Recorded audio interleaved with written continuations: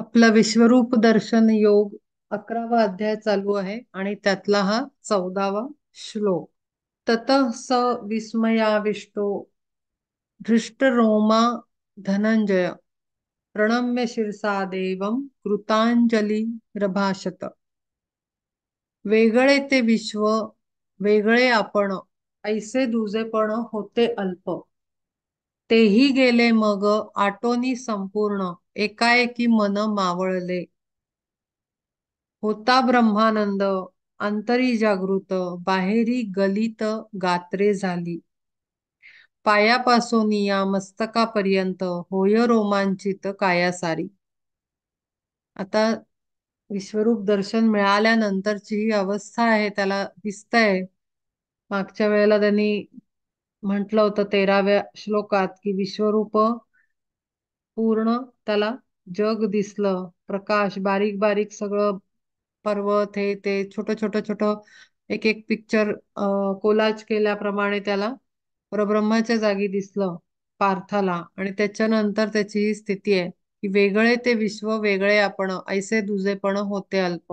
म्हणजे त्याला एकरूपता जाणवली, मी पण त्याचा पार्ट आहे असं जाणवलं. तेही गेले मग आटोनी संपूर्ण आटोनी संपूर्ण एकाएकी मन मावळले. मन मावळले म्हणजे काय? की मन आपल्याला सांगतं की मी वेगळा आहे. मन म्हणजे विचार किंवा मन म्हणजे एक प्रेझेन्स म्हणजे अवेअरनेसचा पार्ट आहे आपला. इन्स्ट्रुमेंट आहे मन म्हणजे आपलं सटल इन्स्ट्रुमेंट आहे, सूक्ष्म भाग आहे. मन हे काही असं बुद्धीच्या किंवा ऑर्गन्स मध्ये आपल्याला आपल्या सिस्टम मध्ये मन हा काही एक वेगळा एरिया नाहीये. जसं इंटेस्टाईन आहे, हार्ट आहे, लंग्स आहे, तसं काही मन हे काही ऑर्गन नाहीये आपलं. मन हा सटल प्लॅटफॉर्म आहे, सटल स्पेस आहे, जिथे आपण फक्त विचार आपले फिरत असतात, ट्रॅव्हल करत असतात. विचार थॉट प्रोसेस होण्याची सटल स्पेस आहे, इन्स्ट्रुमेंट आहे फक्त ते, बाकी काही नाही. आणि ते मनच आपल्याला मी अमक्यापासून वेगळा आहे, मनच आपल्याला आपल्या क्वालिटीज सांगतं, आपल्यातलं पोटेन्शियल सांगतं की अरे आपल्याला एवढं आपलं कपॅसिटी आहे, अमुक आहे तमुक आहे. मनातनं आपल्या सगळं चालू राहतं. आणि म्हणून काय झालं, पहिले ते विश्व दिसलं त्याला सगळं छोटं छोटं छोटं कोलाज केल्याप्रमाणे. आणि मग त्याच्यात त्या वेगळे ते विश्व वेगळे आपण, मग पुन्हा मी ते पाहतोय. हा जो वेगळेपणा आहे त्याच्याबद्दल इथे बोलला आहे. म्हणजे आता कालच आपण इथेच आपण जर एक्झाम्पल घ्यायचं म्हणलं अगदी ताजं ताजं, तर काल आपण खूप मोठा आपल्या जीवनातला मोठी घटना आणि या देशाच्या हिस्ट्री मधली किंवा आजपर्यंतच्या दिवसांमधली एक मोठी घटना घडली की राम जन्मभूमी स्थळावर रामाचं पुनरागमन झालं. आपण तो सोहळा बघत होतो. पण एका मोमेंटला प्रत्येक जीवाला असं वाटलं असेल 100%, हा प्रत्येकाचा अनुभव असेल की मी त्या गाभाऱ्यात आहे, घरातनं बघत नाहीये, मी प्रत्यक्ष मोदीजींबरोबर तिथे प्रेझेंट आहे. आणि मग ते जे आपण बाहेरनं बघत असल्याचा भास असतो तो तिथे मिटून जातो. आपण सुद्धा त्या घटनेचा एक पार्ट आहोत, आपण तिथे प्रेझेंट आहोत. We are part of that moment, important historical moment. असं प्रत्येक क्षणाला त्या प्रत्येक व्यक्तीला हे असं वाटलं असेल, तिथे अयोध्येत हजर असलेला आणि टीव्हीवरनं बघणारा किंवा परदेशातनं बघणारा, या भूमीवरचा प्रत्येक जीव जो त्या घटनेशी कनेक्टेड होता त्याला.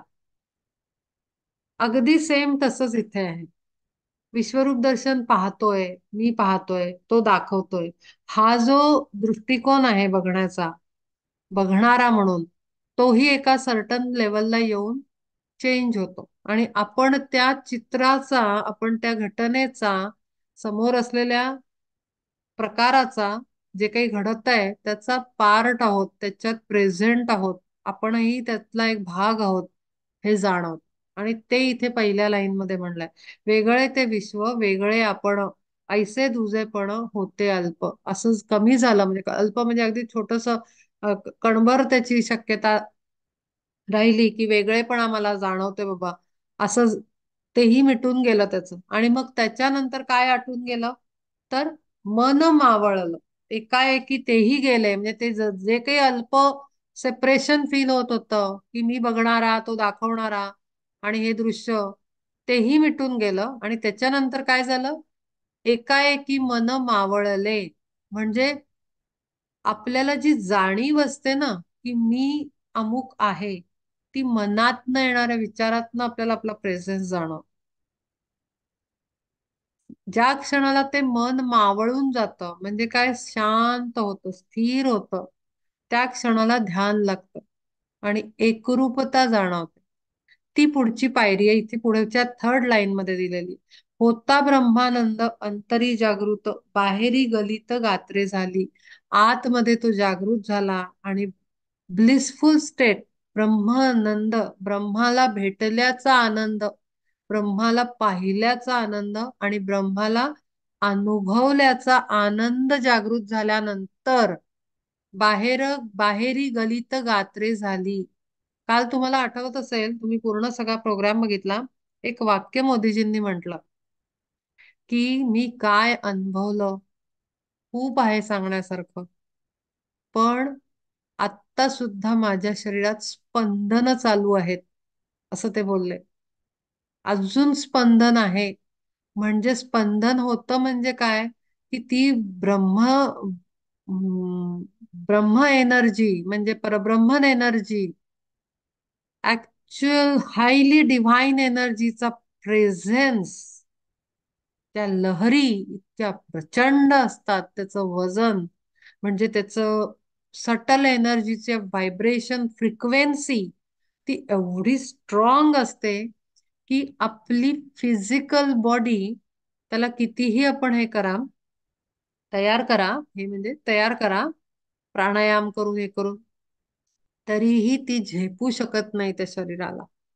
कितीही तयारीचं असलं शरीर तरी ती कुठेतरी त्याचं कमजोरपणा आणते. इतक्या त्या लहरी एवढ्या पॉवरफुल असतात. आणि त्यावेळेला आपल्या शरीरामध्ये कंपन निर्माण होतं. कंपन, व्हायब्रेशन्स, म्हणजे हात असे, तुम्ही जर नीट बघितला असेल कालचा व्हिडिओ, तो पूर्ण पूजेचा, तर एक एक ते जे प्राण प्रतिष्ठा ऍक्च्युली झाली ते 84 सेकंड्स मध्ये. त्याच्यानंतर जर तुम्ही ऑब्झर्व केलं असेल, तर त्यांचे हात असे कापतात आहेत. ते जे वाहतायत प्रत्येक गोष्ट चरणाशी रामाच्या, तेव्हा त्यांच्या हातामध्ये कंपन आहे. मग आपण म्हणू, हो त्यांनी उपवास केला किंवा त्यांनी जे काही साधना केली, तपस्या केली, त्याचं असू शकतं. पण त्याचं असतं तर ते चेहऱ्यावर दिसलं असतं, चालताना दिसलं असतं, मुवमेंट मध्ये दिसलं असतं, ऍक्शन्स मध्ये दिसलं असतं, ते रिफ्लेक्ट झालं असतं. पण ते जे कंपन होतं, ते ध्यानाच्या स्थितीत माणूस एकदम उठू शकत नाही. जेव्हा, आता इथे जे म्हटलंय ना, होता ब्रह्मानंद अंतरी जागृत, बाहेरी गलित गात्रे झाली. एकदा जेव्हा सोल असा ग्रॉस मधनं जेव्हा शिफ्ट होतो, हे सगळं ऐकून घ्यायचंय आणि आपल्याला अनुभव येतात तेव्हा त्याला रिलेट करायचंय. नंतर आपल्याला होत नाही असा विचार मनात नाही आणायचा, कारण ही वेळ प्रत्येकाच्या लाईफमध्ये येते. त्यामुळे पॉझिटिव्हली त्याला समजून घ्यायचंय. तर जेव्हा ध्यान अवस्थेत जातं म्हणजे काय, तर आपल्या जे जडाच्या, आपला अनुभव असतो की मी शरीर आहे आणि माझा काहीतरी इथे विस्तार आहे. मग तो विस्तार आपण काया वाचा मने आपण बघतो, नाती असतात सगळं, म्हणजे ग्रॉस मधलं जेवढे सगळे एलिमेंट्स असतात, तो आपल्याला सतत आठवण करून देत असतो की तू अमुक आहे, अमुक आहे, अमुक आहे. पण एकदा ध्यानाच्या अवस्थेमध्ये जायला लागलो, की आपलं त्या ग्रॉस कनेक्शन मधनं आपण डिस्कनेक्ट होतो. आणि आपलं, जसं बलून मागच्या वेळेला उदाहरण दिलं होतं, की ते असं वर उडून जातो जमीन सोडून, छताला, घरातल्या सिलिंगला टच होतो तो घरातला, त्याचा खालचा मेटलचा रिंग काढला तर, तसं आत्मा पण, ती एनर्जी आहे, सोल एनर्जी, ती अशी सटल एनर्जीकडे, म्हणजे आपले हायर सोल आणि डिवाइन स्पार्क किंवा आणखीन परब्रह्मन किंवा आणखीन वरचं कॉस्मिक परब्रह्मन, तिथे आपली कनेक्ट व्हायचा प्रयत्न करण्यासाठी ती शिफ्ट होते ग्रॉस मधनं. म्हणजे खालून बेसिक चक्रामधनं ती उठून वरच्या चक्रांकडे जायला लागते. आणि त्यावेळेला बेसिक चक्र बेसिक चक्र काय करतं? मूलाधार. मूलाधार चक्र म्हणजे शरीराचा अख्खा आधार, स्केलेटल सिस्टम आपलं. नंतर आपलं नसा, नाड्या, फ्लेश म्हणजे मांस, रक्त, मज्जातंतू, हे सगळ्याचं ते बेसिक चक्र, मूलाधार चक्र मुख्य आहे, त्याचा सगळा करता धरता. तर त्यातनं ती एनर्जी निघाल्यानंतर ते एकदम शिथिल होऊन जातं. म्हणजे ऍक्च्युली आपण थोड्या प्रमाणात, म्हणजे कम्प्लीट नाही, बट सर्टन लेवलला चक्कर येते तेव्हा आपल्याला अनकॉन्शियस होतो आपण. तेव्हा काय होतं? अनकॉन्शियस होऊन आपण खाली पडतो, तेव्हा आपल्या बॉडीवरचा कंट्रोल जातो. आपण हात उचलायचा म्हणला तरी उचलू नाही शकत, कारण अनकॉन्शियस झालेला असतो. ब्रेनला काहीतरी वेगळं गोष्टी घडतात नर्वस सिस्टम मध्ये, आणि म्हणून ते होतं. पण ते तसं तसं होत नाही. पण सिमिलर काइंड ऑफ एक्सपिरियन्स तो होतो तेव्हाच कळेल. त्या टाईपचं होतं. आणि मग आपण जडातल्या कृती करू शकत नाही. एकदम ताडकन उठलो, कुठेतरी बोलायला लागलो, कुठेतरी हातवारे करायला लागलो, ते अवघड होतं. म्हणजे जरी कॉन्शियसनेस असला, कुठेतरी आपण बसलोय, ध्यान लावलंय, आपल्या बाजूला कोण होतं सुरुवातीला, हे सगळं माहीत असलं तरी आपण ऍक्शन मध्ये काही बॉडीला वापरू नाही शकत. अशी ती जड अवस्था होते. त्या अवस्थेबद्दल इथे त्यांनी म्हटलेलं आहे. बाहेरी बाहेरी गलित गात्रे झाली. बाहेरी म्हणजे कुठे? बाहेरची अंग आपली, शरीराचे भाग गलित गात्र झाले, म्हणजे थकून गेले ते असे, बिलकुल लूज पडले. अवयव आपले सगळे लूज पडले, त्याचा कंट्रोल गेला, अनकॉन्शियस झाल्यासारखे. कारण का? तर तो आतमधली एनर्जी आहे, सोल एनर्जी आहे ती परब्रह्माकडे आणि त्या सटल एनर्जीजकडे, डिवाइन एनर्जीजकडे अट्रॅक्ट होऊन ती शिफ्ट होते वर. आणि शिफ्ट होते तेव्हा अपर चक्रास मध्ये मग व्हायब्रेशन्स जाणवायला लागतात. आणि लोअर बॉडी आपली थोडीशी हेवी झाल्यासारखी होते, अनकॉन्शियस टाईप फील होतं. घाबरण्याचं कारण नसतं तिथे, कारण सोल एनर्जी आहे अजून. काहीही होत नाही, भयंकर असं काहीही होत नाही. कधी घाबरायचं नाही. व्हायला लागलं तर आनंद घ्यायचा. कधी कधी होतं जड झाल्यासारखं होतं, कधी कधी डोळे बंद केल्यानंतर छोटस झाल्यासारखं वाटतं. मी आपल्या एक एक एक एक पद्धती, म्हणजे काय काय पॉसिबिलिटीज असतात त्या हिंट सांगतेय.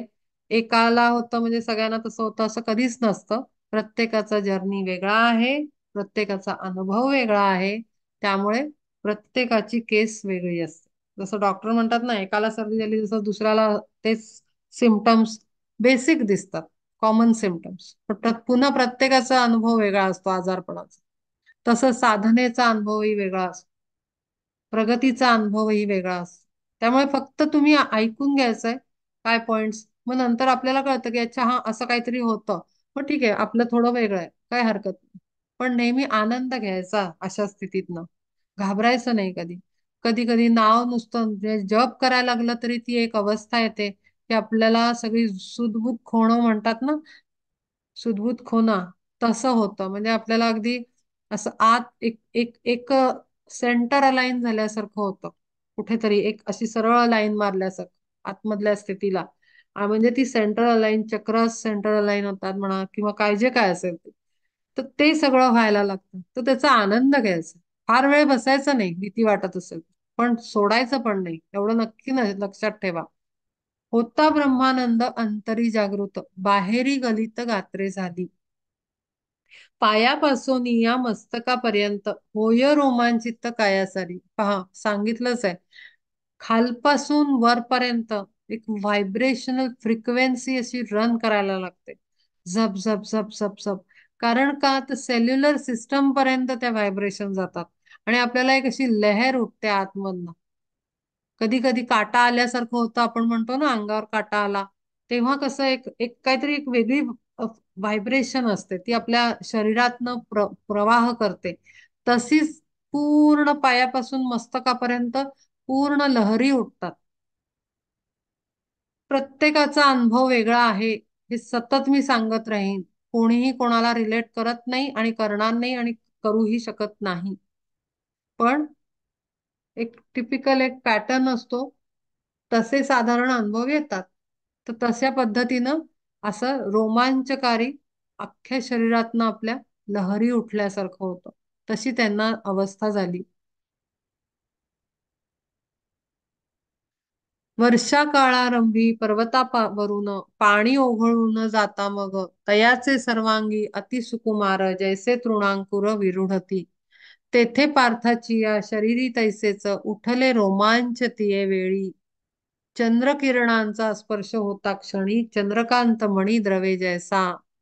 स्वेद कणिकांनी म्हणजे घाम आली डबडबून पार्थाची संपूर्ण तनू जैसी.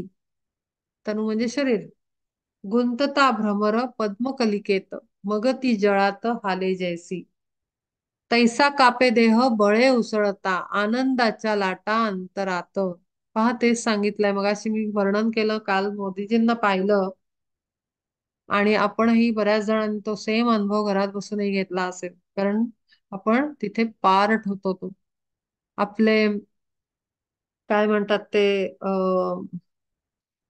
सगळे भाव जागृत झाले असतील. कोणाला रडायलाही आलं असेल, कोणाला अत्यंत आनंद झाला असेल, कोणाला भान हरपल्यासारखं झालं असेल, कोणाला काही दृश्य दिसलं असेल डोळ्यापुढे. हे सगळ्यांना झालं कारण त्याचं खरोखरी रामाची एनर्जी अँकर झाली.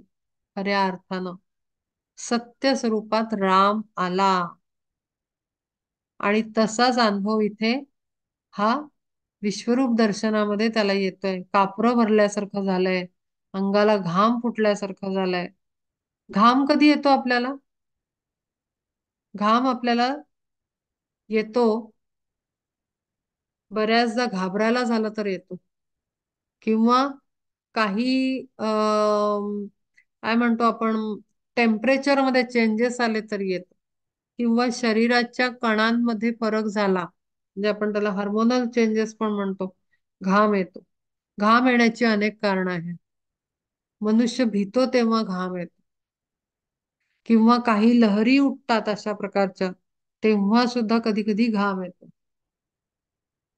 तर तशी ह्याची ती अंतरंगातली स्थिती आहे आणि त्याच्या रोमांच उठलेला आहे कारण एक मोठं काहीतरी त्याच्या हृदयामध्ये स्पर्श करून जात आहे आणि त्यामुळे त्याची ती अवस्था आहे. गुंतता भ्रमर पद्मकलिकेत मग ती जळात हाले जैसी. तैसा कापे देह बळे उसळता आनंदाच्या लाटा अंतरात. तर मी मगाशी जे फ्रिक्वेन्सी हायर फ्रिक्वेन्सी व्हायब्रेशन्स बोलले ना त्याच्यातून कंपन उठतं शरीरामध्ये आणि पूर्ण थरकाप असा आतून बाहेरून खूप रेअरली दिसतो. कधी कधी आपल्याला म्हणजे माहिती नाही असं दिसतात माणसं की खूप हलतायत गोल गोल फिरतायत. त्याला काही क्रिया होतात आतमध्ये कुंडलिनी शक्तीच्या. तर तेव्हा या काहीतरी मुवमेंट्स बघायला मिळतात साधकामध्ये योग्यामध्ये. तर ते व्हायब्रेशनल फ्रिक्वेन्सी आतमध्ये कार्य करत असते तेव्हा या सगळ्या गोष्टी घडतात. त्या व्हिजिबल होतात तेव्हा जेव्हा आतून पूर्ण फिरत असेल जबरदस्त लेवलवर तेव्हा. तर हे सगळं तिथे त्यांना होतंय आणि ते कंपन अख्ख्या शरीरात गुंतता भ्रमर म्हणजे एखादा भ्रमर म्हणजे भुंगा आतमध्ये अडकला कळीमध्ये तर तो कसं धडपड करेल बाहेर पडण्यासाठी मग ती कळी गदा गदा गदा पाण्यात हालेल. कसं वर्णन केलंय बघा. असं काही एवढं काही होत नाही. घाबरायचं नाहीच आहे मुळात आपल्याला. भीती कधीही बाळगली नाही नाही पाहिजे. भीती आली की आनंद गेला हे नक्की समजायचं. जिथे भीतीचं आतमध्ये एंट्री होते तिथे आनंदाची समाप्ती होते तत्क्षणी. त्यामुळे बिलकुल घाबरायचं नाही आणि कोणाला घाबरायचं. आपण आत्मस्वरूप आहोत ना. आपण घाबरण्याची गरज नाही. देहाची भीती बाळगली नाही पाहिजे. देहाला काही होत नाही. व्यवस्थित सगळं काळजी घेतली जाते कारण या सगळ्या गोष्टी गुरुच्या मर्जीशिवाय घडत नसतात परब्रह्माच्या मर्जीशिवाय. त्यामुळे बरोबर श्रद्धा फेथ आणि ट्रस्ट आणि प्रेम परमात्म शक्ती गुरु जे काय असतील आपले त्यांच्या प्रती अढळ श्रद्धा पाहिजे म्हणजे मग काही होत नाही. घाबरायचं काही कारण नसतं.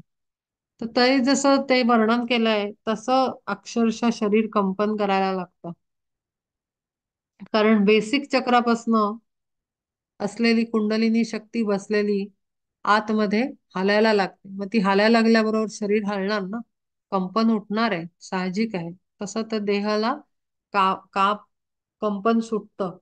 आणि त्याच्याबरोबर त्या कंपनाबरोबर नुसतंच कंपन नाही, हृदयामधनं आनंद लहरी, प्रचंड प्रमाणात ब्लिस, म्हणजे जशा समुद्राच्या लाटा येतात ना, अशा अशा एका पर्टिक्युलर लाईननी, अशा झिगझॅग लाईननी, अशा पुढे पुढे पुढे पुढे, एका पुढे एक, एका पुढे एक, एका पुढे एक येतच असतात. असे दोन तीन असतात, एक लेयर असतात त्यात वेगळे वेगळे.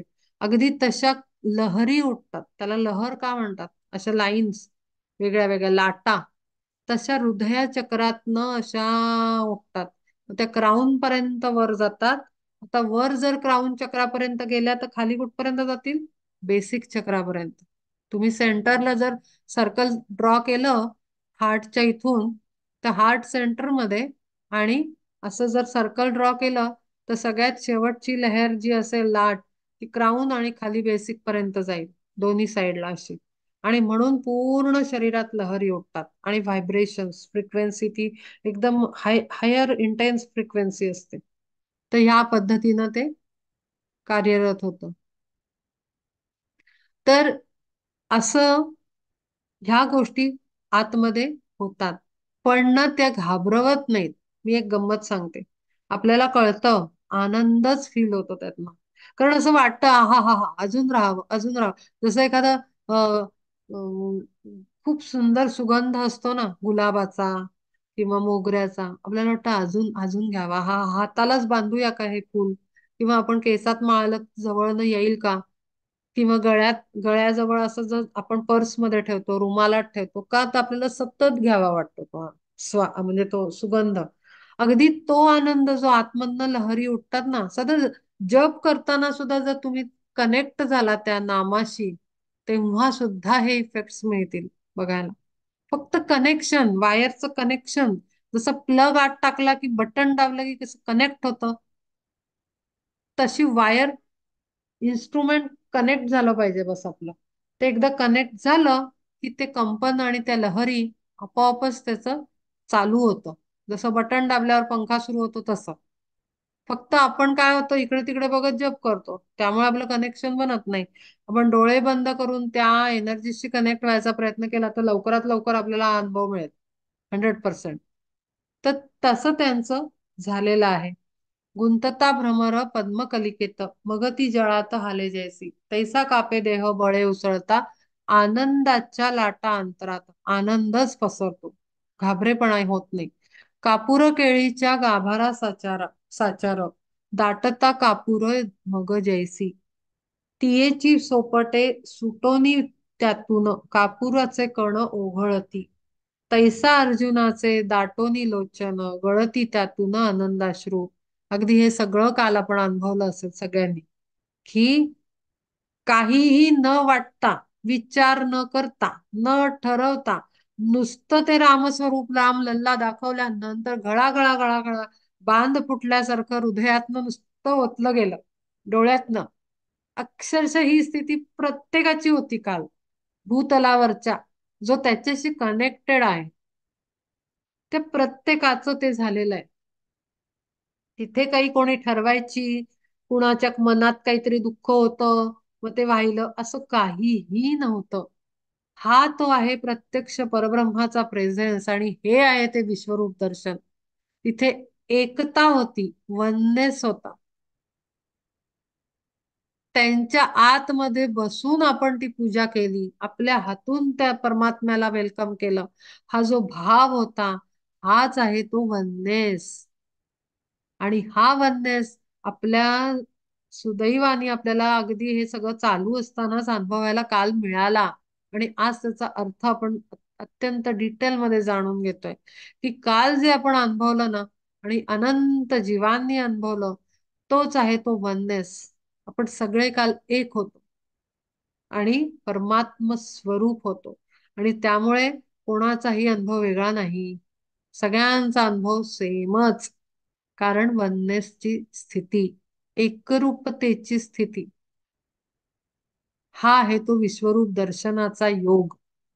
हा असा आपल्याला सतत आला पाहिजे. हा एका प्रसंगाचा आहे, आता हा रिपीट झाला पाहिजे, एवढी काळजी आपण घ्यायची. आता हा आपल्याला माणसांमध्ये उतरवायचा आहे.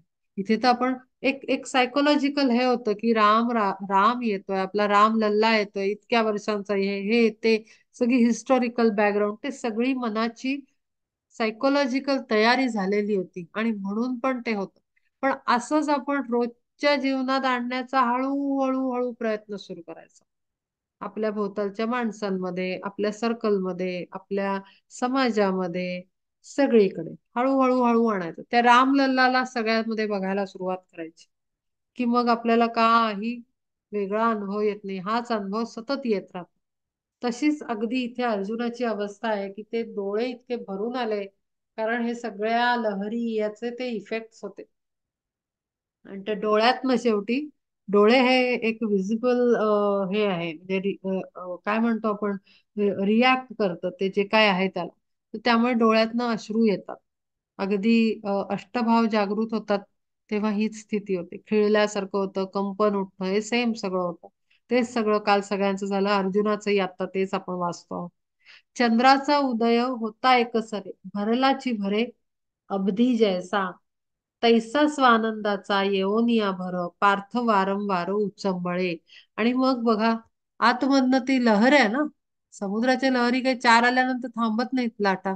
त्या येतच असतात, येतच असतात, येतच असतात. जोपर्यंत आपण समुद्रात उभे आहोत, तोपर्यंत त्या लाटा आपल्याला टच करत राहतात. म्हणजे काय, जोपर्यंत आपण कनेक्टेड आहोत, तोपर्यंत त्या लाटा येत. ज्या क्षणाला जर आपण डिस्कनेक्ट होतो, एखादा कोण येतं डिस्कनेक्ट करायला? थॉट, मन. आणि म्हणून मन विरलं म्हणलंय बघ. ते मनच एकदम जास्त वेळ दूर नाही ना राहू शकत. त्यात लगेचच काहीतरी विचार येतो, काहीतरी थॉट येतो आणि आपल्याला असं कात्रीनं कापल्यासारखं आपल्याला डिस्कनेक्ट करतं वायर आपली.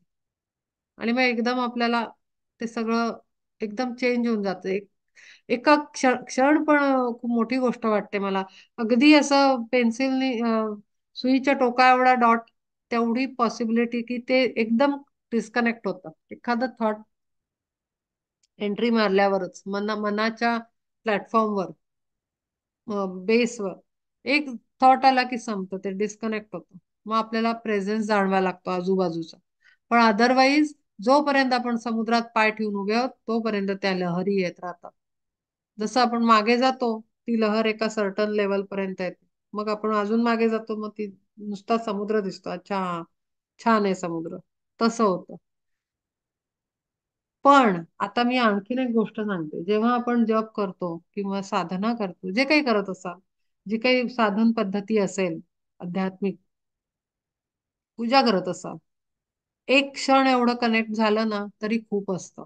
कारण त्याची एनर्जी, पॉवर खूप वेगळी आहे. त्याची ती जी एनर्जी आहे, ती खूप इंटेन्स एनर्जी आहे. त्यामुळे हार्डली 2-3 मिनिटं जरी हा अनुभव घेतला ना रोज, तरी खूप आहे तो. तो आपल्या सिस्टम मध्ये खूप मोठे चेंजेस आणतो. Mental body, emotional body, etheric body, physical body, soul, या सगळ्या प्लेन्सवर ते खूप ड्रास्टिक चेंजेस करून जातं. हार्डली 2-3 मिनिटाचं झालेलं असं एकरूपता, जपात असू दे, पूजेत असू दे, ध्यानात असू दे, काहीही असू दे. मग हळूहळू हळूहळू ती ड्युरेशन वाढते ग्रॅज्युअली. पण म्हणून प्रयत्न करायचा. बरं, असं पण नाही हं, की कधी कधी असं होतं एक दिवस आलेला अनुभव आपल्याला बऱ्याच दिवसांनी येतो. असंही अनुभव आला असेल की कंटिन्युटी आणि कन्सिस्टन्सी राहत नाही त्या अनुभवामध्ये. कारण का असतं, आपण ज्या रोजच्या जीवनात आपण ज्या फेज मधनं जात असतो, त्या फेजेस त्याला कारण असतात. आणि आपला त्याच्यामध्ये त्या फेजेस मध्ये, म्हणजे जीवनामधले घटना जगतानाचा आपला स्टेटस, त्यामुळे पण ह्याच्यावर फरक होतो. कारण आपल्याला असं वाटतं, अरे खूप छान मेडिटेशन झालं किंवा खूप छान पूजा झाली, तो एक आनंद वेगळा असतो, ती आठवण म्हणून बनून राहते. आणि मग पुन्हा पुढच्या वेळेला खूप दिवस झाले तसं ध्यान, तसं मेडिटेशन, तसं माझं हे होऊनच नाही राहिलं, असं आपल्याला वाटतं. नाराज नाही व्हायचं, हिरमुसायचं नाही, निराश व्हायचं नाही. कारण का, तर आपण आपल्या रोजच्या जीवनातल्या जबाबदाऱ्यांमध्ये गुरफटलेलो असतो. पण कधी कधी तेही आवश्यक असतं, तिथे लक्ष देणं पण. कारण सतत सतत जर आपण असं मस्त ध्यान लागायला लागली तर सगळे संतच आणि सगळं ते एकदम चेंज होऊन जाईल. मग आपल्याला रोल प्ले आहे जो आपला तिथे कुठेतरी काहीतरी गडबड होईल. त्यामुळे तो बॅलन्स ठेवत असते ती वैश्विक शक्ती. तर त्यामुळे ते सगळं नॉर्मल आहे. त्याला फार हे नाही करायचं. मात्र विवेक जागृतीचं सतत हे आता ते हे पाहिजेच आपल्या बटन विवेकाचं सतत. की काही असं तर नाही की आपण फार गुरफटतोय. काही ते तर सतत बघितलं पाहिजे की होतंय काय नक्की. ठीक आहे. तैसे अर्जुनाचे दाटोनी लोचन गळती त्यातून आनंदाश्रू. चंद्राचा उदय होता एकसरे भरलाची भरे अब्दी जैसा. तैसा स्वानंदाचा येऊनिया भर पार्थ वारंवार उचंबळे. त्या लहरी येतच होत्या येतच होत्या येतच होत्या कारण तो त्या स्थितीत तिथेच उभा होता. अवधी बघा चंद्राचा उदय होता एकसरे भरलाची भरे अब्दी जैसा. समुद्र जसा हे येतात ना हाय टाईड म्हणतो आपण. अवधी चंद्राचा उदय म्हणजे काय पौर्णिमेला पौर्णिमेला तुम्ही बघाल हाय टाईड असते. म्हणजे भरती मराठीत म्हणतो आपण. भरती असते म्हणजे समुद्र असा भरभरून वाहत असतो म्हणजे भरपूर लाटा वरपर्यंत येत असतात. तशी त्याची ती अवस्था झाली. जोपर्यंत तिथे तो होता तोपर्यंत त्या समुद्राच्या लहरी येतच होत्या. उचंबळून वरपर्यंत समुद्र जसा येतो तसा आनंद असा भरभरून तो अनुभवत होता. अष्टसात्विकाची ऐसी परस्पर लागली साचार चढाओढ. तेथे पार्था लागी पूर्ण ब्रह्मानंद साम्राज्याचे पद प्राप्त झाले. अद्वैत सुखाचा ऐसा साक्षात्कार पार्थासी साचार भोगवोनी. कृपा दृष्टिक्षेपे देवभक्तपण ठेविले राखोन पुन्हा देवे. मग दीर्घ श्वास टाकोनी किरीटी लावी एकदृष्टी देवाकडे. होता जिये स्थानी वैसला तो पार्थ तेथुनीच हात जोडोनिया. तेवी नमवोनी मस्तक आपुले काय पुन्हा बोले देवा लागी. आता ती त्याची स्थिती आहे. अष्टसात्विक भाव जागृत झालेले आहेत आणि तो जो ब्रह्मानंदाचा आनंद आहे तो पूर्ण त्याने अनुभवलाय आणि तो पूर्ण साक्षात्कार परमात्म्याचा पूर्ण भोगला त्याने. अत्यंत उत्तम सुख ज्याची कोणाशी आपण कंपॅरिझन करू शकत नाही अशी ती अवस्था पूर्णपणे अनुभवली. आणि मग दीर्घ श्वास टाकोनी किरीटी लावी एकदृष्टी देवाकडे. होता जिये स्थानी बैसला तो पार्थ तेथुनीच हात जोडून या. मग तिथे आता तुम्ही आणखीन एक आहे की ही ही जी वर्णन केली आहे ना पूर्ण स्थिती पहिल्या श्लोकापासून आत्ताच्या म्हणजे आज आपण सुरुवात केली तिथपासून अगदी या इथपर्यंत साम्राज्याचे पद प्राप्त झालेपर्यंत श्वासाची स्थिती काय असते. तर आपण पहिले नॉर्मल प्राणायाम करत असतो. श्वास घेतला श्वास सोडला हळू हळू हळू. पण ही जी स्थिती वर्णन केलेली आहे तिथे श्वास जो आहे आतून चालू आहे. तिथून बाहेरून श्वास चालू नसतो आपला. सूक्ष्म होतो. श्वास प्रक्रिया पण सूक्ष्मात जाते. सूक्ष्मात जाते म्हणजे सटल होते. जसं आपण नॉर्मल पद्धतीने श्वास घेतो तेव्हा आपली छाती पोट हलताना दिसतं. वर खाली असं. आणि जेव्हा ह्या स्थितीत जे वर्णन केलं आहे त्या स्थितीत जेव्हा साधक किंवा संन्यासी किंवा योगी जो काही आहे तो असतो डिसिपल तेव्हा श्वास आतमधून सुरू होतो. आतमधून कुठनं तर इडा पिंगलामधनं श्वास सुरू होतो. बाहेरनं नसतो चालू. आणि त्यामुळे तो कळतच नाही तो हलतच नाही ते शरीर हलत नाही. की श्वास घेतला सोडला हे दिसतच नाही. जवळनं बघितलं तर एकदम स्थिर दिसतो साधक त्याची शरीराची अवस्था. आणि मग त्याच्यानंतर जेव्हा त्याला कॉन्शियसनेस मध्ये येतो जसा तो आता इथे आला अनुभव सगळा घेतला पण त्यांनी मग एक दृष्टी टाकली आणि त्यातनं तो थोडा बाहेर आला डिस्कनेक्ट होऊन तेव्हा तो एक मोठा श्वास नॉर्मली घेतला जातो. कारण आपण कॉन्शियसनेस मध्ये येतो. ती नॅचरल प्रक्रिया आहे सगळी. एकदम सहज होते ती. ती अशी काही करावी नाही लागत आणि करायची गरज नसते. ते हे सगळं ऑटोमॅटिक होतं हे सगळं. तर तो दीर्घ श्वास तो घेतला आणि मग त्यांनी लक्ष त्याच्याकडे कॉन्सन्ट्रेट करून हात जोडून आता तो काहीतरी मागणी करतोय किंवा जे काही आहे त्याचं निवेदन करतोय. तेव्ही नमवोनी मस्तक आपुले काय बोले पुन्हा देवा लागी. अर्जुन उवाच पश्यामि देवांस्तव देवदेहे सर्वांस्तथा भूतविशेषसङ्घान् ब्रह्माण्डमीशं कमलासनस्थं वृषिश्चं सर्वानुरंगाश्च दिव्यान्. म्हणे प्रभो तुझा असो जय जयकार तुझी कृपा थोर मजवरी. सर्वेश्वरा मी तो असोनी प्राकृत देखिले अद्भुत विश्वरूप. विश्वासी आश्रय होसी एकलाच पाहिले हे साच आज येथे. स्वभावे संतोष झाला माझ्या जीवा भले केले देवा कृपा सिंधो. आता तो त्याचं मनोगत व्यक्त करतोय की काय झालं, तुझा जय जयकार असो, तू एवढी मोठी कृपा केलीस आणि मला विश्वरूप दर्शन दिलं, म्हणजे तुझं खरंच अस्तित्व आणि महत्व, तुझी सत्ता काय आहे, तुझं प्रभुत्व काय आहे ते दाखवून दिलेलं आहेस. सर्वेश्वरा मी तो असोनी प्राकृत देखिले अद्भुत विश्वरूप. प्राकृत म्हणजे सामान्य, ही अतिशय सामान्य आहे, मनुष्य आहे. मी तर काही हे सगळं अध्यात्म आणि हे काही माहितीच नव्हतं मला. पण तरी तू तुझं विश्वरूप आम्हाला दाखवलंस. तरीही तुझी अनुभूती आम्हाला सगळ्यांना दिली. कालही आपण सगळे सामान्यच होतो. पण तरीही आपल्याला त्या परब्रह्माच्या प्रेझेन्सचा अनुभव आला. का तर आपण तळमळीनं कनेक्ट झालो त्याला. आपल्याला कळलं होतं, सगळ्यांना माहिती आहे, ऐकलंय, बघितलंय.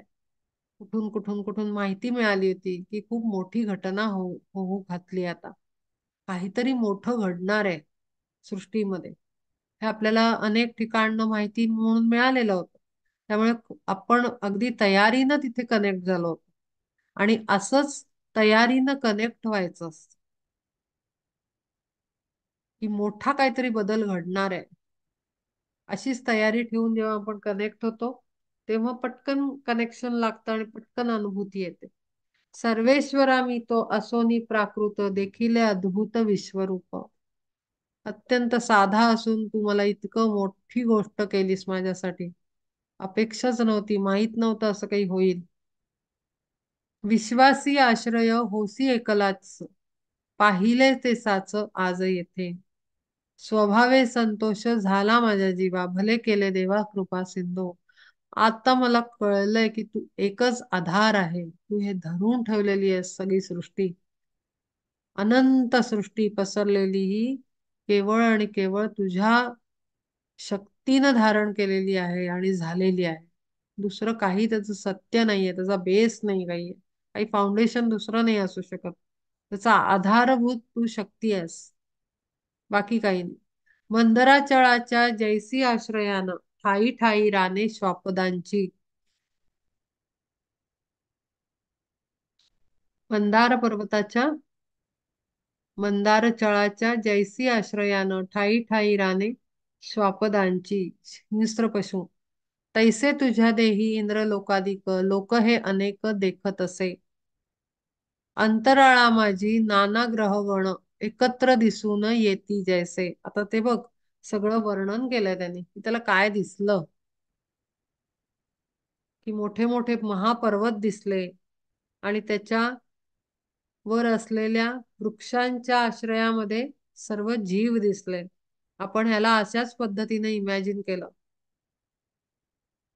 जेव्हा आपण मागच्या वेळेला अभ्यास करत होतो त्यातल्या विश्वरूप दर्शनाचा, की पर्वत आहेत, त्याच्यावर झाडं आहेत, त्याच्यावर छोटे छोटे कीटक आहेत, प्राणी आहेत, पक्षी आहेत, फुलं आहेत खूप सुंदर सुंदर, चंद्र तारे, तारामंडल, काश समूह, सगळं सगळं त्याच्यात आहे. वर आहे, खाली नद्या आहेत, माणसं आहेत, कीटक आहेत, मुंग्या आहेत, छोटे छोटे जीव आहेत. तसंच वर्णन त्यांनी आता इथे सगळं केलंय. मंदराचळाच्या जैसी आश्रयानं ठाई ठाई राने श्वापदांची. तैसे तुझ्या देही इंद्र लोकाधिक लोक हे अनेक देखत असे. सप्त पाताल असं म्हणतात. आणि स्वर्ग ते सगळे इथेच त्याच्यामध्ये त्याला दिसले. अंतराळा माझी नाना ग्रहगण एकत्र दिसून येती जैसे. किंवा महावृक्षी जैसी छोटी छोटी दिसावी घरटी पाखरांची. अरे सगळं सेम वर्णन आहे. गंमत आहे. मी हे वाचलं नव्हतं तेव्हा. तैसे देवगण समवेत स्वर्ग देखत असे चांग तुझ्या देही. तुझ्यात सगळं मला असं दिसलं. सगळं छोटं छोटं छोटं छोटं सगळं सामावलंय. प्रभो पंच महाभूतांची पंचके अनेक मी देखे तुझ्या ठाई. पंचमहाभूत काही फक्त अग्नी वायू असे नाही आहेत ना. आपल्या शरीरातही आहेत. आपल्या चक्रांमध्ये पण पंचमहाभूतांची स्थानं आहेत. आणि आपल्या भोवतालच्या सृष्टीमध्ये पण पंचमहाभूत आपल्याला दिसतात. आणि त्या पंचमहाभूतात पुन्हा पंचमहाभूतांचं हे दिसतात. पंचक सगळ्यात आहेत. म्हणजे जर आपण बघितलं तर आपल्या शरीरात पंचमहाभूत आहेत. पुन्हा आतमध्ये चक्र आहेत.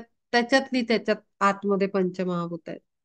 पुन्हा आपल्या शरीरातलं जे द्रव्य आहे, अस्थि मज्जा मांस रक्त, ते सुद्धा पंचमहाभूताचाच एक एक एक एक प्रकार आहे. म्हणजे काय, एकात एक अशी पंचमहाभूतांचे स्वरूप आहेत. एकात एक जसे कमळाच्या पाकळ्या असतात ना, पाकळीच असते, पाकळीच्या आत आत आत आत तसं. प्रभो पंचमहाभूतांची पंचके अनेक मी देखे तुझ्या ठाई. आणि एक एक भूतसृष्टीतील प्राण्यांचे सकल समुदाय, सगळे जीवतलावरचे सर्व जीव मी बघितले. सर्व प्राणी, लिव्हिंग बिंग्स सगळे सगळे दिसले मला. देखीला हा काय ब्रह्मदेव नोहे तुझ माझी आहे सत्य लोक. आणि तुझ्या ठाई पाहू जाता तेथे प्रभो दिसे माते कैलासही. तोही दिसला. भवानी सहित शंभू भोलानाथ पाहत असे तेथ एके भागी. आणि ऋषिकेशी नवल हे पाही देखिले तुझही तुझ मासी. वैकुंठात तूही दिसलास तुझ्याच आतमध्ये. ब्रह्मलोकही दिसला. महादेवही दिसले भवानी सोबत. सगळे सगळे तिथेच दिसले. म्हणजे काय कळतंय का, की सुरुवातीला सांगितलं होतं कॉस्मिक परब्रह्मन त्याने 3 एनर्जी सेपरेट केल्या. सगळ्यात पहिले ब्रह्मा विष्णू आणि महेश महादेव हे 3 निर्माण केले. त्या तिन्हीतनं पुढे 7 बनवले. 7 रेज म्हणतो आपण किंवा 7 एनर्जीज. सप्तर्षी आहेत त्याचं एक स्वरूप. आणि त्या 7तनं पुढे सगळा पूर्ण ब्रह्मांड निर्माण केलं. निर्मितीचं कार्य ब्रह्मानी आपल्या मानसपुत्रांमधनं आपल्या एनर्जीतनं निर्माण केलेल्या संतानांमधून सृष्टी निर्माण केली. सगळी सगळी संतती तिथून निर्माण केली. एकातून देव, एकातून दानव, एकातून राग क्रोध लोभ, मग त्यांची त्यांची त्यांची मुलं, असं सगळं पूर्ण लाईनेज आहे पूर्ण. आपण म्हणतो राग आला. राग सुद्धा डिवाइन आहे. आपण म्हणतो मत्सर आहे, द्वेष आहे. द्वेष सुद्धा एका लेव्हलवर डिवाइन आहे. कारण तो त्याच्या एनर्जीतनं आलेला आहे. ते जन्म आहेत. ऋषींच्या ह्याच्यातनं आलेले हे सगळे जन्म आहेत. वेगळे वेगळे भाव भावना सुद्धा आपल्या निर्माण झालेल्या. माहितीये का गंमत? आपण म्हणतो ह्यानी मला रागवलं, ह्यानी मला ते केलं, ह्यानी मला हे केलं. ते सुद्धा दिव्य दिव्य डिवाइन एनर्जीज आहेत एका दृष्टीनं बघायला गेल्या तर. आणि मग असं बघितल्यानंतर लक्षात येतं की अरे काहीच नाहीये. आपण काय उगीचच म्हणजे खरंच लज्जा वाटावी असं. द्वेष केला, राग आला, अमुक झालं तमुक झालं. हे वेडेपणा वाटतो मग सगळा जेव्हा रिअलायझेशन येतं. ऑफकोर्स इग्नोरन्स जातो आणि ज्ञान येतं, लाईट. तेव्हा हे सगळं कळतं की आपण करतो ते चुकीचं आहे कोणाही बद्दल. पण आता मी सांगते की ह्या सगळ्या भावभावना वस्तू जेवढ्या काही सृष्टीत आपण नावं घेतो ना, भाषेत आपण वापरतो. भाषेमध्ये जेवढे आपण शब्द वस्तू रंग रूप गंध किंवा प्रकार भावभावनांचे, ते सगळे सगळे सगळ्यांची एकेकाची संतान आहेत. भक्ती हे सुद्धा एक संतान आहे. एक एक डिवाइन एनर्जी आहे. धैर्य अपराध, क्षमा, शांती आपण हे सगळे शब्द वापरतो. करुणा, दया ही सगळी संतानं आहेत कोणा ना कोणाची तरी. तर म्हणजे काय? त्या डिव्हाइन एनर्जीज आहेत. ते जन्माला घातलेत आणि मग तो भाव जन्माला आलाय. संताप, ताप हे जे शब्द आहेत आपले सगळे आपल्या बोलीभाषेतले, हे त्यानं निर्माण केले. तेव्हा ते भाव जन्माला आले आणि मग आपल्या माणसांमध्ये ते संबंधित आले. इतक्या मायन्यूटली, इतक्या सटल लेव्हलवर परब्रह्माचा प्रेझेन्स आहे. आणि म्हणून आपण आपल्या आतमध्ये जेव्हा भावभावना निर्माण होतात, तेव्हा थोडंसं त्याला ऑब्झर्व्ह करावं माणसाने, की अमुक गोष्टीनंतर आपल्या मनात हा भाव आला, त्याचा आपण कसा वापर केला पाहिजे. कारण आता आता समजा आपण कुठलाही घेतला, राग घेतला, हेट्रेड घेतला, म्हणजे तिरस्कार किंवा एखाद्याचं काहीही आपण निगेटिव्ह घेऊ. कारण positive is always positive and good. तर ते चांगलेच रिझल्ट देतं. आपण निगेटिव्हलाच डिस्कस केलं पाहिजे. कारण त्यातनंच आपल्याला ज्ञान होऊन आपली वृत्ती पालटेल आणि आपली प्रगतीकडे आपण वाटचाल करू. तर जेव्हा निगेटिव्ह इमोशन, थॉट आपल्या प्रोजेक्ट होतो आतमधनं. तो का होतो? त्याचं कारणाकडे जायचं. आपल्याला का राग येतोय एखाद्या व्यक्तीचा? आपल्याला तिरस्कार का वाटतो? मग तो तिरस्कार हा डिव्हाइन एनर्जी आहे. ते कोणाचं तरी संतान आहे. त्याचा अभ्यास तुम्ही करा. आपल्याकडे अनेक शास्त्र आहेत. त्याच्यावर खोलमध्ये जा. अभ्यास करा, की अरे हा मग हा तिरस्कार माझ्यात आहे. पण मग तो कोणाच्या तरी निगेटिव्ह एनर्जीच्या कनेक्शन मधनं निर्मिती झालेली आहे आणि म्हणून तिरस्कार हा निगेटिव्ह एनर्जी समजला जातो. कारण तो चांगला नाहीये. तो चांगल्याकडे नेत नाही, पॉझिटिव्हिटीकडे नेत नाही आपल्याला. म्हणून तो निगेटिव्ह समजला जातो. पण खरं बघायला घेतलं, ओरिजिनकडे जायचं त्याच्या, तर त्याचं ओरिजिन परब्रह्मन आहे. मग ह्या ओरिजिनल एनर्जीला आपण वाईटाकडे का वापरावं? आपण त्याला तसं प्रोजेक्ट नाही केलं पाहिजे. प्रोजेक्शन असतं. आपण आपला सोल प्रोजेक्ट करत असतो आणि प्रोजेक्ट करतो तो सोल असतो. आता एखादा मनुष्य तिरस्कार प्रोजेक्ट करेल, तर तो सोल आहे, सन एनर्जी आहे. म्हणून ती प्रोजेक्शन खूप इंटेन्स होतं आणि ते जाऊन झापकन दुसऱ्याला लागतं आणि हार्म करतं. आणि म्हणून तिरस्कार का होतोय? कारण काय आहे? कुठले विचार त्याच्या रूटमध्ये बसलेले आहेत? का आपल्याला एखाद्या व्यक्तीबरोबर आपलं कंपॅरिझन होतं आतमध्ये? आपल्या फ्रिक्शन चालतं हे सगळं. मग ते फ्रिक्शन जेव्हा होतं ते का होतंय? का कडे नेहमी जा. व्हाय, व्हाय, व्हाय, व्हाय, व्हाय. व्हायचं आन्सर कायम शोधावं. ते आपल्याला सन्मार्ग दाखवतं. व्हाय. चांगल्या गोष्टीसाठी सुद्धा व्हाय आणि वाईटासाठी सुद्धा व्हाय. का? असं का? तर हे सगळं जेव्हा घडतात, ह्या सगळ्या दैवी दैवी एनर्जीज आहेत. म्हणजे ह्या दैवी शक्ती आहेत ह्या सगळ्या. हे जे आपण शब्द वापरतो किंवा आपल्या रोजच्या जीवनात आपण यूज करतो. They are energies, energy forms. देखिला हा काय ब्रह्मदेव नोहे, तुझं माझी आहे सत्य लोक. आणि तुझ्या ठाई पाहू जातात येथे दिसे प्रभो माते कैलासही. भवानी सहित शंभू भोलानाथ पाहत असे तेथ एके भागी. आणि ऋषिकेशी नवल आहे पाही, देखिले तुझही तुझ माझी. देखे कश्यपादी सर्व ऋषी कुळे, देखे ही पाताळे नागासह. सर्व ऋषी दिसले, सप्तर्षी आणि अनंत कुळ त्यातनं निर्माण झालेली. आणि पाताळ पण दिसले सगळे. नागांचा नागलोकही दिसला. नागलोक हा पाताळांमधला एक लोक आहे.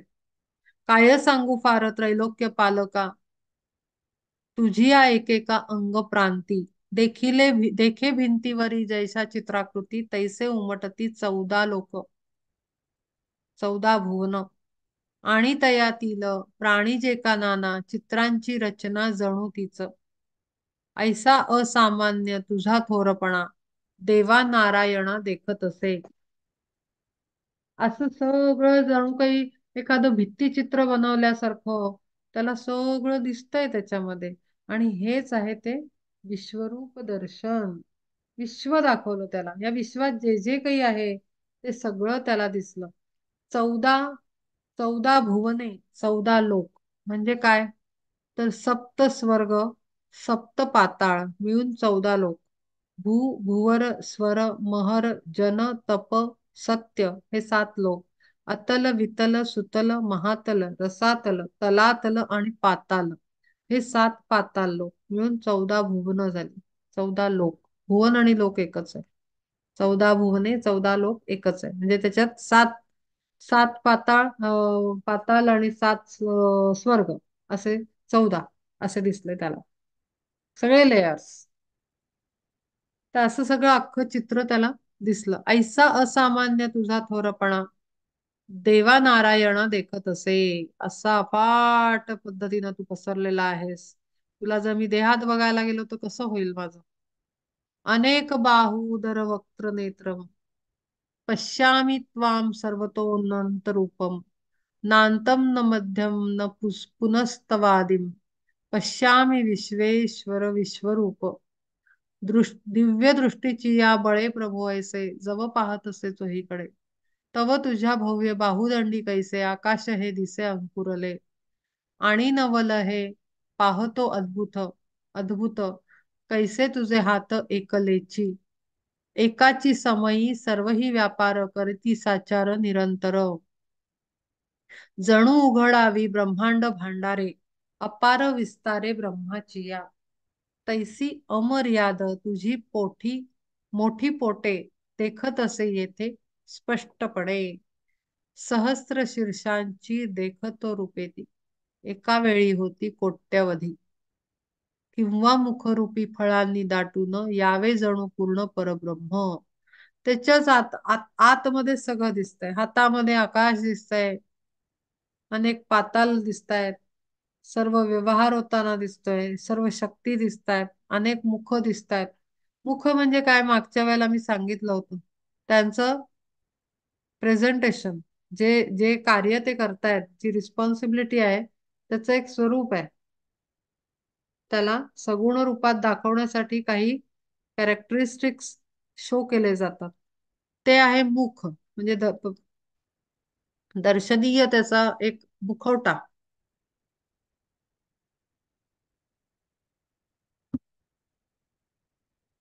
तो इथे त्याला दिसतोय. पण म्हणून आपण आपण ठरवलंय की आपण ते काही सगुणावर जायचं नाहीये. त्याच्यात दिसतंय काय, चेहरे काय आहेत ते नाही महत्वाचं आहे. कार्य काय काय करतोय परब्रह्म या जगामध्ये ते महत्वाचं आहे. सहस्त्र शीर्षांची देखतो रूपे ती एका वेळी होती कोट्यवधी. किंवा मुखरूपी फळांनी दाटून यावे जणू पूर्ण परब्रह्म. तैसी चोहीकडे तुझी दिव्य मुखे आणि नाना देखे नेत्रपंक्ती. डोळे अनंत दिसतायत त्याला. कारण तेवढे जीव आहेत, तेवढ्या शक्ती आहेत. अक्षरशः आपण जर बघायला गेलं तर मी आत्ताच सांगितलं ना, हे राग, लोभ, क्रोध, मोह, मद, मत्सर, दंभ, दर्प, अभिमान, अहंकार हे सगळे आपल्याला वाटतं शब्द आहेत आणि ह्या काळ्या गोष्टी आहेत आणि ह्या एखाद्या व्यक्तीत असतात negative energies. These are also divine spiritual beings. त्या पण एनर्जी आहेत, त्या त्यांनी निर्माण केल्यात.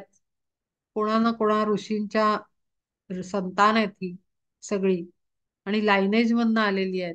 आणि ती आली आहेत म्हणजे त्यांचं तेच काम आहे की मोह जो आहे तो सगळ्या जीवांमध्ये मोह निर्माण करेल.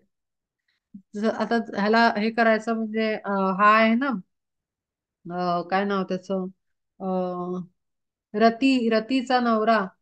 तो तो कसा बाण मारतो आणि मग ते प्रेम आणि आतमधनं त्या क्रिया सुरू होतात. तसं प्रत्येक जीवाला तो स्पर्श, जसा एक कलरचा टोन टाकायचा आहे, एका प्रत्येकात रागाचा एक छिडकाव करायचा आहे. एक ड्रॉप ह्याच्यात, एक ड्रॉप प्रत्येक जीवामध्ये राग, लोभ प्रत्येक जीवामध्ये, क्रोध प्रत्येक जीवामध्ये. एक एक एक एक ब्रशनी असा जर कलर टाकायचा म्हणला, एक एक पिवळा रंग याच्यात, पिवळा रंग त्याच्यात, पिवळा रंग त्याच्यात, असं करत एक एक डॉट टाकायचं काम त्या एनर्जीचं आहे.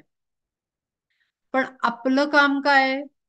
कारण आपण ह्युमन बिंग म्हणून जेव्हा जन्माला येतो तेव्हा थर्ड आस्पेक्ट आपल्यामध्ये इन्कारनेट होतो. शिवस्वरूप शिवतत्व, आणि ते आपल्याला खेचून वर एकरूपतेकडे घेऊन जातं. तर ते जेव्हा मनुष्यामध्ये असतं, ते शिवतत्व, ते आपल्याला ह्या एनर्जीजना कंट्रोल करायला शिकवतं. कारण ह्या एनर्जीज वर घेऊन जायला प्रतिकारक काम करतात, आणि म्हणून साठी ते कमी करावं लागतं आपल्याला एफर्ट्स टाकून, आणि मग त्याच्यावर तो येतो कंट्रोल, आणि मग त्या सगळ्या बाकीच्या गोष्टी येतात कमी करण्याचं.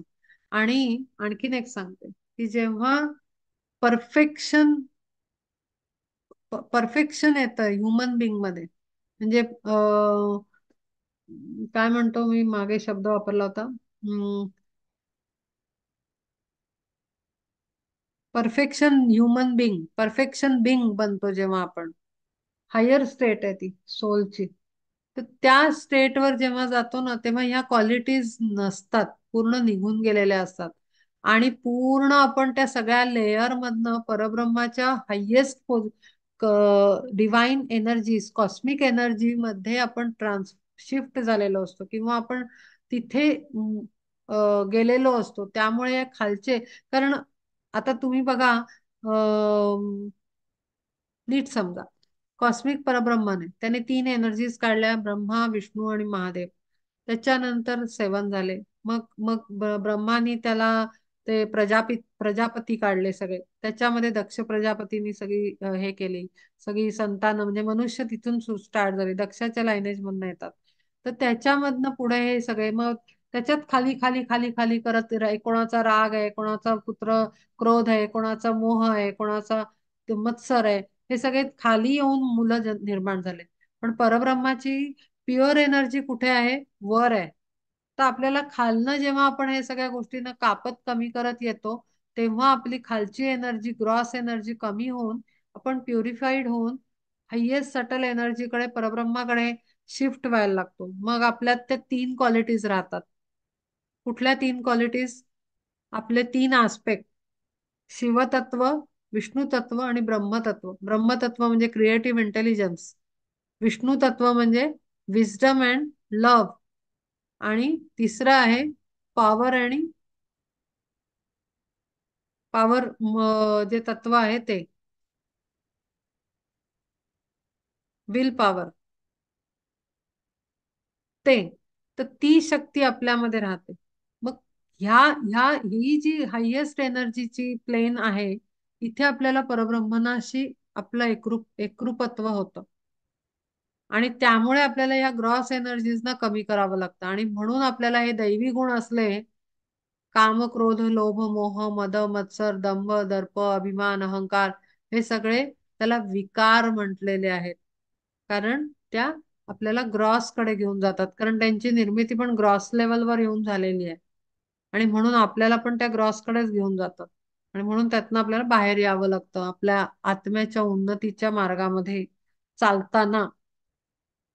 हा तो स्वर्ग, ही ही तो भूमी, हे पाताळ, हे तो अंतराळ, दिशा की ह्या ऐसे बोलायाची राहिली ना सोय, विश्वरूपमय सर्व जग, सर्व झाले अणु एवढाही अवकाशरिता, येथे भगवंता तुझं विण. इथे तर मला कुठेही काही दिसलं नाही, सगळ्यामध्ये तूच आहेस हे दिसतंय, कारण तुझ्यातनच निर्मिती, तूच आहे म्हणजे काय, त्यातनच निर्माण झालंय, त्यामुळे त्याचा प्रेझेन्स आहेच आहे. शोधिता ही मज सापडे न देव, व्यापिले हे तुवा ऐसे सर्व, नागपरी महाभूतांचा अपार, जेवढा विस्तार साठवला, देखतसे येथे प्रभो तेवढाही, भरोनिया राही तुझ्या रूपे, ऐसा तू आलासी कोणे ठायाहून, उभा की बैसोन राहिलासी, कोणासी तू होतासी तू कोणा, मातेची अपोटी केवढी आकृती होय तुझी, कैसे तुझे रूप किती तुझे वय, पलीकडे काय आसे तुझ्या. त्याच्या मनात आता प्रश्न निर्माण व्हायला लागले, एवढा अफाट विस्तार आहे ह्याचा, ह्याचं हे काय आहे, तत्व काय आहे, मूळ कुठून आहे.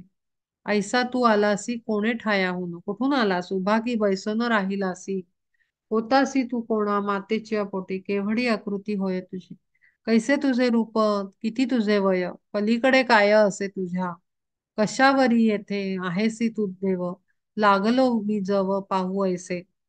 तव देखील मी, आता तेव्हा त्याला काय दिसलं, आपल्यालाही वाटतं छोटी मुलं विचार देव कुठून आला, कुठून निर्माण झाला, आपण म्हणतो नाही तो आहेच आहे, होताच आणि कायम राहणार. अरे पण तो कुठून आला, आपल्या सुद्धा मनात असे प्रश्न येतात की सुरुवात कुठून झाली, का केलं, मग त्याने सृष्टी का रचली, मग कशासाठी एवढा सगळा खेळ मांडला, मग त्यातनं त्याला काय मिळतंय, असे बेसिक प्रश्न आपल्यालाही येतात.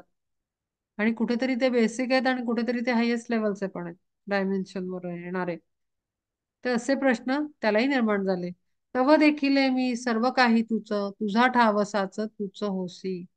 तर त्याला तो अनंत आहे, अजन्मा आहे, म्हणजे त्याला माता नाही, कुठल्या मातेची या म्हणू नाही शकत, कारण तो अजन्मा आहे, तो जन्मच नाही घेतला. आपण जन्म घेतला, त्यांनी जन्म नाही घेतला. विस्तृत आहे, अखंड आहे, निरंतर आहे, असा आहे. तव देखील मी सर्व काही तुझ, तुझा ठावसाच तुझ होसी. नव्हेसी कोणाचा अनादि तू प्रभू, होसी तू स्वयंभू ऋषिकेशा. आता आपण छोटी मुलं भातुकली खेळतात, त्याच्यात एक भावला बावली बनवतात, मग त्यांना त्यांचे पॅरेंट दाखवतात, ती बावलीचे आई बाबा, भावल्याचे आई बाबा, तर त्यांचं लग्न, भावला बावलीचं लग्न केलं, छोटी मुलं खेळतात, मग त्याच्यात त्यांचा प्रपंच, मग त्यांना पोरं बाळ झाली. पण हे सगळं करणारा कोण आहे, खेळ खेळणारे कोण आहेत, आपण असतो ना. तर ते भावला बावलीचा संसार कसा करायचा, आपल्या मनातल्या कहाणीप्रमाणे आपण रचत जातात मुलं. छोटी मुलं खेळत असतात, तेव्हा सगळं ठरवाठरवी कोण करत असतं, निर्णय कोण घेत असतात, ती छोटी मुलं घेत असतात, की ते बाहुली बरोबर काय होणार आहे, बाहुलीचं लग्न कोणाशी होणार आहे, ती मुलगीच ठरवते, ती खेळत असते. तर हा सगळा तिचा खेळ आहे. तसं आपण भावला बावली आहोत, आपला खेळ कसा मांडायचा तो त्याचा निर्णय आहे, त्याने ठरवलाय, त्याची सृष्टी आहे, त्याचं नाटक आहे, त्यांनी ड्रामा लिहिलाय, तोच डायरेक्टर आहे, तोच प्रोड्युसर आहे आणि तोच ऍक्टर आहे एका लेवलला जाऊन. कारण त्या बाहुलीला हलवणारा पण कोण आहे, आपण आहोत ना. ती मुलगी खेळत असते, ती बाहुली हलवत असते, तिने हात असं असं असं करून पुढे नेली, मग मागे आणली, मग लग्नाला उभी केली, मग खाली उतरवली, सगळी नाचवत असतो ना आपण खेळत असताना.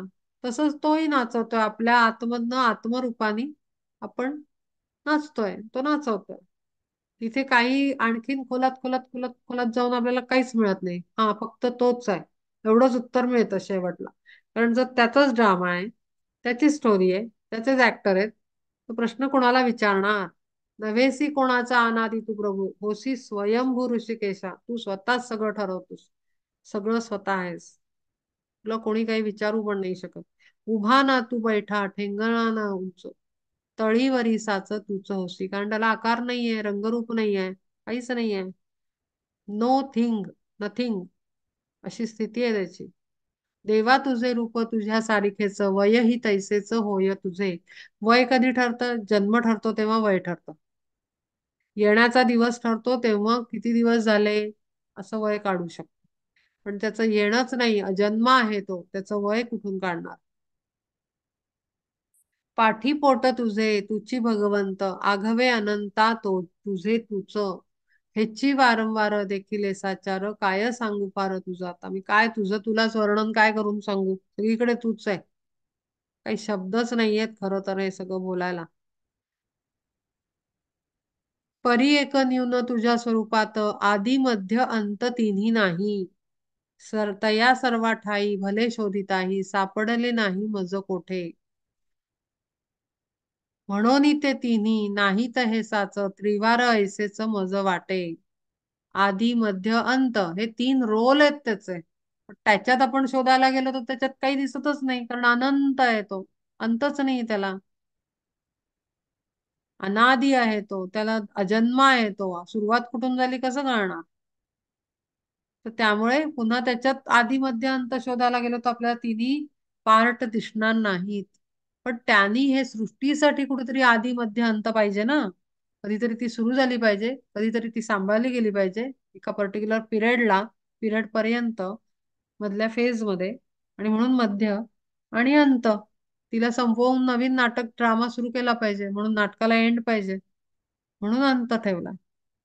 तर अशा पद्धतीनं तीन गोष्टी त्यांनी सृष्टीसाठी आधी मध्य अंत निर्माण केला पण त्याच्यासाठी तो नाहीये. तो अनंत आहे. तया सर्वा ठाई भले शोधिताही सापडले नाही मज कोठे. म्हणून ते तिन्ही नाहीत हे साच त्रिवार ऐसेच मज वाटे. ऐशापरी आदी मध्यांत रहिता पार अच्युता नारायणा त्याच्या पलीकडे आहेस तू आदी मध्य अंतच्या. त्रैलोक्य नायका विश्वरूपा आता देखिले तत्वता तुझ लागी. देखतसे देवा मूर्ती कितीतरी तुझ्या देहावरी उमटल्या. जणू नानाविध वर्णांची विचित्रे पांघरसी वस्त्रे ऐसे वाटे.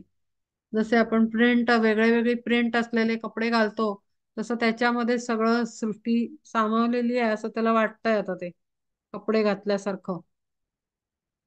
त्रैलोक्य नायका विश्वरूपा आता देखिले तत्वता तुझ लागी. देखत तसे देवा मूर्ती कितीतरी तुझ्या देहावरी उमटल्या. जणू नानाविध वर्णांची विचित्रे पांघरिसी वस्त्रे ऐसे वाटे.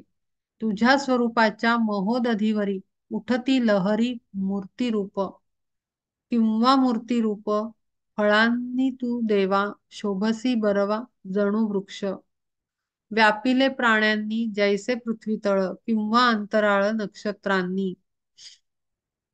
महासागरावर हे लहरी उठाव्यात तसे तुझ्या शरीरावर एक एक एक एक एनर्जीचे फॉर्म दिसतात आहेत. सगुण रूप दिसतायत. हे जे वेगळे वेगळे भाव भावना विचार विकार चांगले गुण दुर्गुण सगळं सगळं तुझ्यातच दिसून राहिलं एक एक एक एक.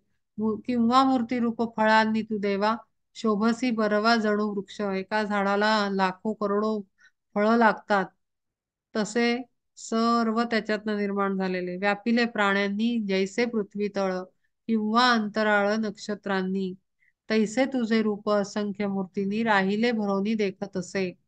एक एक मूर्तीच्या अंगप्रांती होय आणि लया जाय त्रैलोक्य हे. एवढ्या त्या मूर्ती परिरोमा ऐशा जाहल्या विश्वेशा तुझ्या देही. ते केवढे दिसतात सगळे एवढे एवढेसे दिसतात. म्हणून मी म्हणलं होतं ना मागच्या वेळेला आपण कोण आहोत.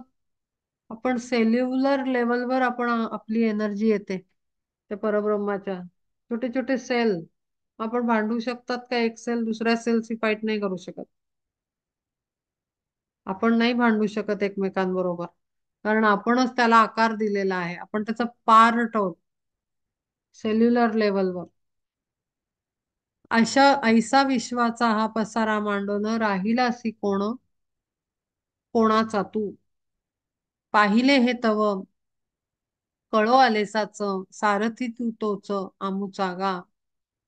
एवढा सगळा विश्वाचा पसारा मांडला आणि तू कोणाचा म्हणजे कसं कसं काय कोणाचा असू शकशील तू तर. काय बोलायचं म्हणजे सगळ्याच्या पलीकडे तुझं नातं आहे आणि तुझं विश्व आहे हे सगळं. तरीही तू आमचं सारथी बनून माझ्या समोर आता तू मला सगळा मार्ग दाखवतोयस. मला माझं सारथ्य करतोयस. तरी वाटे मज पाहता मुकुंद ऐसाची सर्वदा व्यापक तू. परिधरीसी तू सगुण स्वरूपा करावया कृपा भक्तांवरी. रूप चतुर्भुज सावळे देखून निवती नयन आणि मन. मग प्रेम भावे देऊ जाता मिठी कैसा जग जेठी सापडसी. प्रभो तुची ऐसे रूप सुकुमार धरिसी सुंदर कृपा सिंधो. परी तुझ लागी लेखितो सामान्य दोष दृष्टी जन्य आमुचा हा. तो तू एवढा प्रचंड आहे तुला आदी अंत नाही आणि तरीही तू असं सामान्य रूप घेऊन आमच्यात मिसळतो आहेस. इतके वर्ष आम्हाला कळलं पण नाही. चतुर्भुज रूप घेऊन तू एखाद्या भक्तावर कृपा पण करतो आहेस. त्याला तेवढ्यात तू प्रेम देऊन त्याला जागृती देऊन त्याच्यावर कृपा करून त्याला मार्गस्थ करतोयस. आणि सामान्य राहून जगामध्ये तू सगळं काही सांभाळतोयस. प्रभो तुची ऐसे रूप सुकुमार धरिसी सुंदर कृपा सिंधो. परी तुझ लागी देखितो सामान्य दोष दृष्टी जन्य आमुचा हा. हा जड दृष्टीचा दोष आहे आणि हा फक्त परब्रह्माला पाहताना नाही आपण माणसांना पाहताना सुद्धा दृष्टी दोष ठेवून पाहतो. आपण समोर घडणाऱ्या घटनेला आपण माणूस म्हणून त्याची लेखाजोखा करतो. त्याचं मोजमाप करतो की हा कोण, याला कुठनं कळतं एवढं, ह्याला कोणी अक्कल दिली, हा तर आपल्याच बरोबरचा, आपल्यातलाच.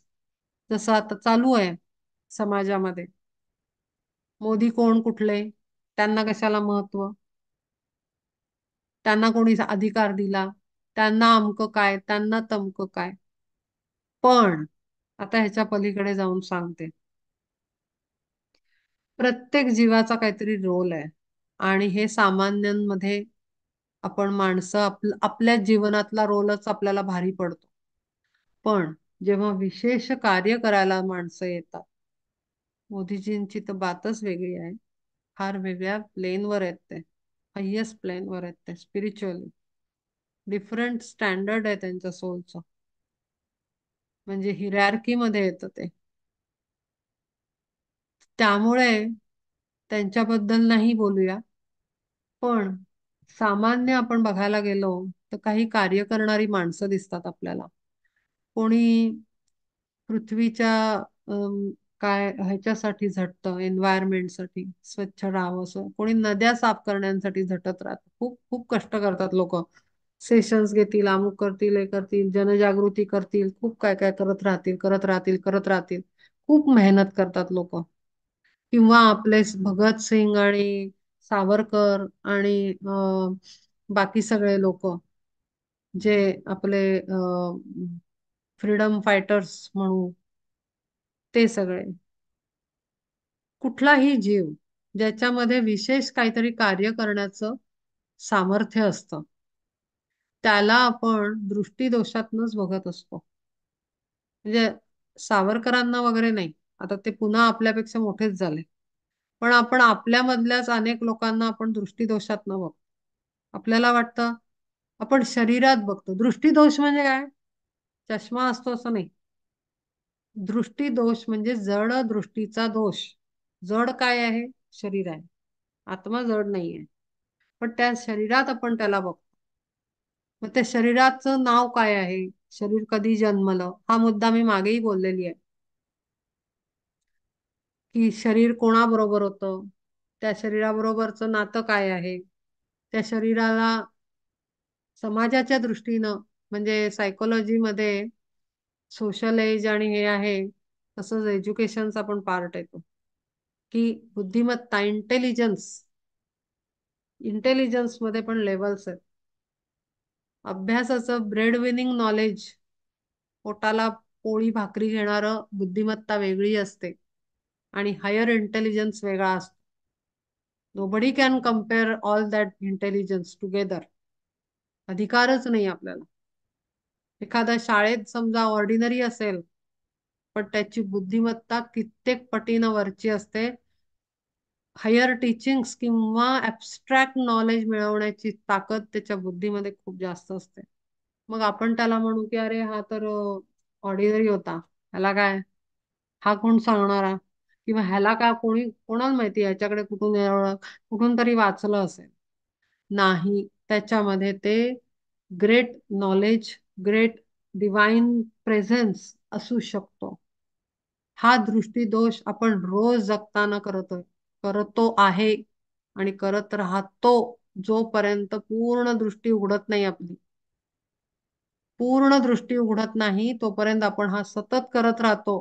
अननोईंगली करतो